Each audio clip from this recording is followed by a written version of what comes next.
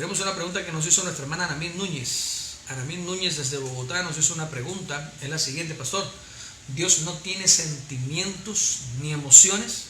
¿Me podría explicar, por favor? La pregunta de nuestra hermana Anamín: pastor, ¿Dios no tiene sentimientos ni emociones? ¿Me podría explicar, por favor? Esa es la pregunta que nos está haciendo nuestra hermana. Quedó en el contexto de lo que hablábamos la semana anterior acerca de los antropomorfismos que se usan en la Biblia cuando nos referimos o cuando la Escritura se refiere a Dios. En ese contexto tenemos que explicar que Dios no es hombre, como dice la Biblia. Dios es espíritu, y por lo tanto no hay manera de atribuirle a Dios ni características físicas alguna. De ninguna manera se le puede atribuir a Dios una característica física. Primero, porque es espíritu, y segundo, porque cada vez que la Escritura se refiere a Él, utilizan estas figuras retóricas y lingüísticas, y una de ellas es el antropomorfismo. Antro viene de este sufijo antro, viene de prefijo antro, viene de su origen, significa humanidad o hombre. Por eso se llama antropología, es el estudio de la humanidad. Y entonces cuando se da un antropomorfismo, entonces el morfismo o el topomorfismo tiene que ver y se refiere directamente a dar forma o a dar figura o a moldear. Entonces un antropomorfismo en una figura literaria es otorgarle a un ser inanimado o a un ser espiritual características humanas. Vemos el ejemplo más claro, yo creo que podríamos mencionar aquí, es el de las fábulas, cuando se antropomorfizan los animales y se le otorgan a los animales características humanas. Por ejemplo, la inteligencia, por ejemplo, el habla, por ejemplo, la conciencia. Y entonces resulta que la liebre sale hablando con la tortuga. ¿Ves? La liebre no habla, la liebre no piensa, la liebre no razona de la forma humana, pero en la fábula se utiliza el antropomorfismo para darle emociones, sentimientos y calidades humanas a seres que no lo tienen. De la misma forma sucede con la flor o con la rosa del Principito, y de la misma manera sucede con muchas otras historias que son conocidas por todos. Y en la Biblia particularmente hay muchas oportunidades en las que el antropomorfismo brilla en todo su esplendor. Una de las más grandes maneras o de la gran multitud de veces en las que la Biblia utiliza el antropomorfismo particularmente es cuando se refiere a Dios. ¿Por qué? Porque el hombre siempre se ha hecho una imagen de quién es Dios, y el hombre necesita una imagen para poder referirse al Creador. Es algo inherente a la psique humana, es algo inherente a la conciencia humana, y necesitamos tener algo que nos relacione, o necesitamos tener algo que podamos comprender según nuestra conciencia. En ese momento, cuando nuestra mente necesita algo a que aferrarse, lo primero que hace es antropomorfizar lo que ve. En la vida diaria, en la práctica, muchas veces estamos en una habitación oscura y vemos una sombra y automáticamente nuestro cerebro la antropomorfiza, y ya nos imaginamos que la sombra que está ahí no es la sombra de los muebles, sino que hay una persona metida ahí. Antropomorfizamos todo. Escuchamos un ruido, escuchamos una voz, de pronto sopló el viento, o de pronto algo sucedió y escuché una risa, escuché una voz, y son cosas, muchas veces, pues no digo que siempre, pero muchas veces son trucos de nuestra mente, de nuestro cerebro, para poder comprender lo que nos rodea, el entorno que nos está rodeando, y así justificar nuestras acciones, justificamos nuestros miedos o justificamos nuestras confianzas. Cuando hablamos de Dios sucede exactamente lo mismo. Los profetas siempre han escrito y han dejado muy claro que nadie ha visto a Dios jamás. ¿Cómo entonces dicen que tiene brazos? Si los mismos profetas que lo describen dicen que nadie lo ha visto, entonces ¿cómo lo describen? ¿Cómo dicen que Dios tiene ojos así? ¿O cómo dicen que es asado, o que tiene tal cosa, o que tiene tal ropa, ¿cómo hacen para definir o describir a alguien a quien de plano, por su propia palabra, dice que nunca han visto? Ese es el meollo, digamos así, y en lo que la mayoría de la gente nunca entra a meditar. Cómo un profeta describe a alguien con lujo de señales y al mismo tiempo dice nadie lo ha visto jamás. ¿Por qué lo hacen de esa forma? Porque es la forma como pueden describir la revelación que han tenido y darle un entendimiento al oyente y aún a su propio cerebro. El profeta tiene que tratar de encajar cada cosa de la revelación y asumir vacíos. La mente asume vacíos, asume espacios en blanco y los rellena con información que tenga disponible a la mano, y entonces dice lo que dice: que hay un brazo, que hay una mano, que el dedo de Dios, que los ojos de Dios eran de tal manera, que la voz se oía así. Y entonces antropomorfizamos a un ser que está por fuera de nuestro entendimiento, a un ser que está por fuera de nuestro conocimiento, de nuestro intelecto, y que no puede ser jamás definido por las palabras humanas. Yo creo que el apóstol Pablo fue mucho más sabio cuando dijo: vio cosas y oyó cosas inefables que al hombre no le es dado expresar. A mí me alegró muchísimo cuando encontré al apóstol Pablo definir las cosas que vio en la presencia del Señor y no dijo nada. El apóstol Pablo dijo que eso era la maravilla, pero que no habían palabras para describirlo.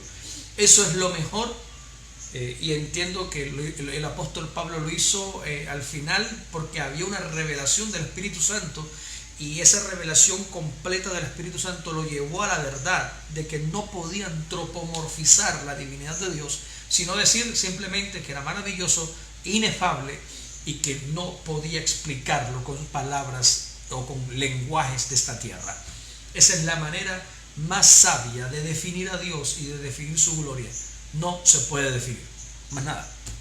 Entonces, cuando dicho esto, hermana Anami y el resto de los hermanos que nos escuchan, cuando hablamos del antropomorfismo en la Biblia, aparecen muchas veces, y usted puede, si usted se dedica a leer la escritura con juicio, con disciplina, va a poder subrayar cientos de oportunidades, si no digo miles, en las que el antropomorfismo cobra vida en la Biblia para explicarnos a nosotros realidades espirituales.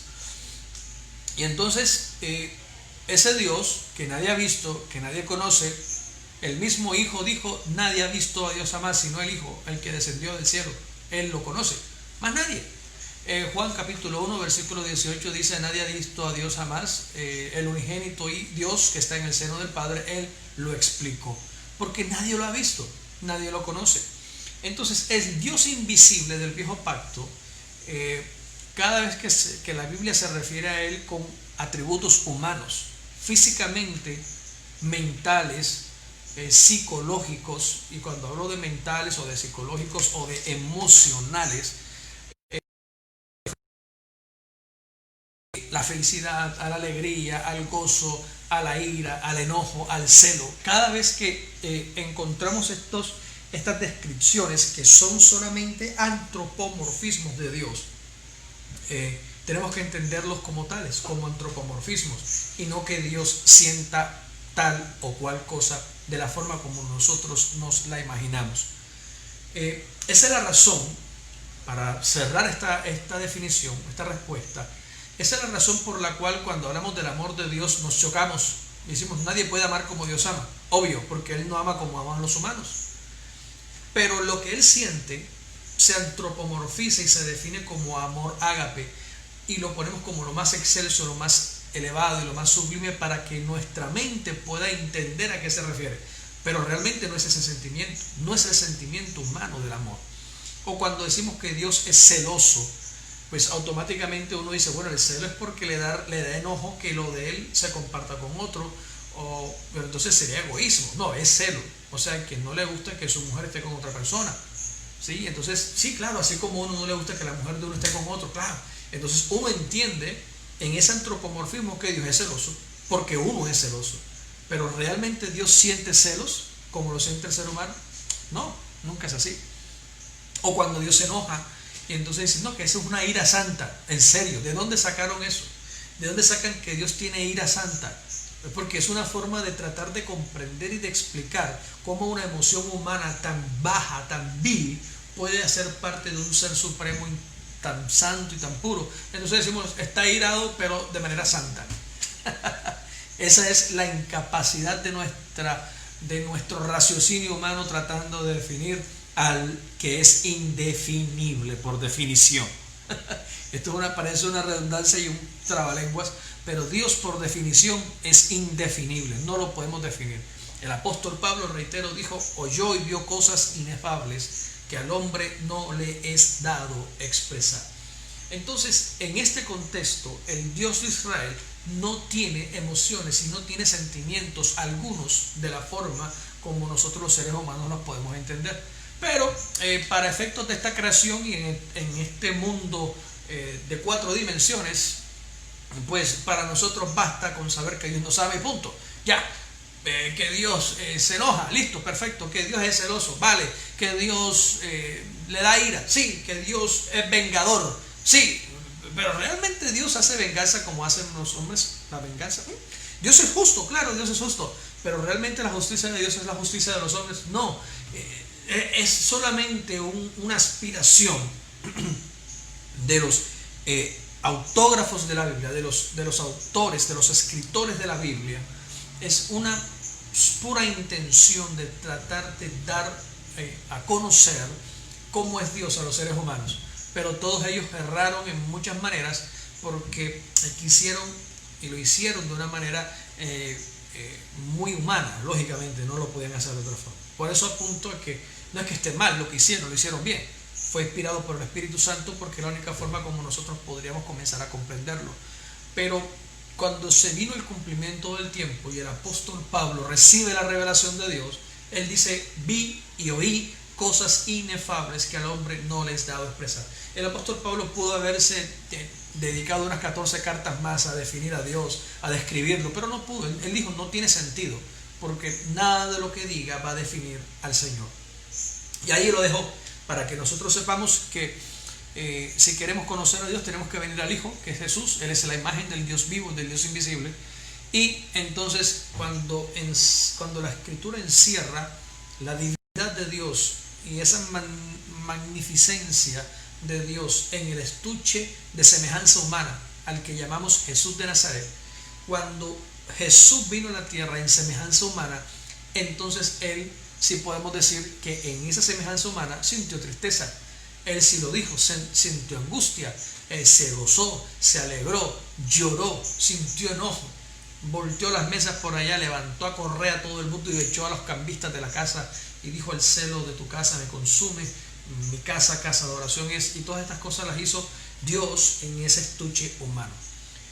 Si queremos mirarlo de esa forma, podríamos afirmar entonces que Jesús como hombre pudo haber tenido emociones y sentimientos como hombre, y eso es lo único que podría decir. Por eso Hebreos, creo que es Hebreos capítulo 4 versículo 15, dice que Hebreos 4:15, por favor, creo que es la cita bíblica que dice que Jesús fue probado y tentado en todo conforme a nuestra semejanza, pero sin pecado. Creo que es esa, Hebreos 4:15. Vamos a leerla, por favor. Dice, porque no tenemos un sumo sacerdote que no pueda compadecerse de nuestras debilidades, sino uno que ha sido probado en todo, según nuestra semejanza, excluido el pecado. Entonces Jesús sí fue probado en todo, y Él en su humanidad sí podríamos afirmar que sí tuvo sentimientos y emociones a la manera humana, porque fue probado en todo. Su naturaleza en esta tierra fue probada como la nuestra. Pero cuando hablamos de Dios, ese ser inmaterial, ese ser espiritual, omnipotente y omnipresente, no podemos atribuirle de manera directa las emociones y los sentimientos de los seres humanos, porque reitero, lo que la Biblia hace cuando lo presenta de esta forma es una figura retórica que se llama antropomorfismo, para nosotros poder entender un poco más al Señor, al Creador. Es lo que puedo decir por ahora.